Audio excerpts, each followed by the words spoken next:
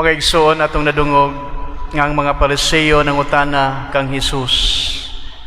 Ngano daw nga ang mga tinun-an ni Juan ug ang mga tinun-an sa mga Pariseo nagpuasa apan ang iyang mga tinun-an wala daw magpuasa.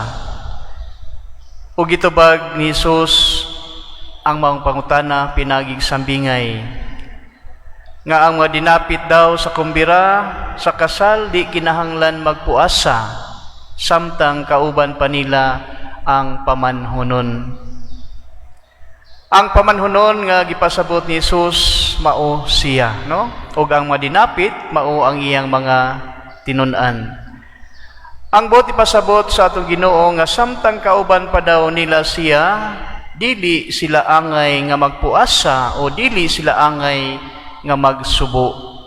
Tinuod man sa mga igsoon, ngano nga magpuasa man sila, ngano nga man magsubo man sila kung kauban pa nila si Hesus.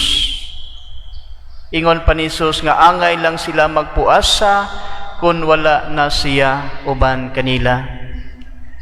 Mga igsoon, the absence of Jesus in our life will really make us unhappy. The absence of Jesus in our life will really make us unhappy, no? Kung wala ang presensya ni Jesus sa atong kinabuhi, mahimo gayong masulubon ang atong kinabuhi. Tungod kay our ultimate joy and happiness can be found only in Jesus. Na yung mga tao nga ana kanila ang tanan, pero dili gihapon sila makontinto o dili malipayon, especially if they ignore Jesus and what they thought is all about their wealth, no? Pero bisan kung dili kadaghan og kwarta, pero kung anaa kanimo si Jesus, anaa sa imong kasing-kasing, you will find joy and happiness in your life.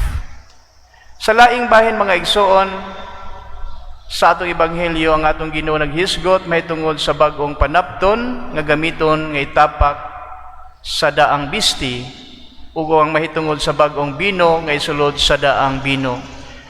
Kini usa ka sambingay nga nagpasabot mahitungod sa pagbag-o o sa gitawag nato sa English nga conversion, no? Kung gusto nato magbag-o para sa Ginoo, kinahanglan nga totally magbag-o gayud kita, no?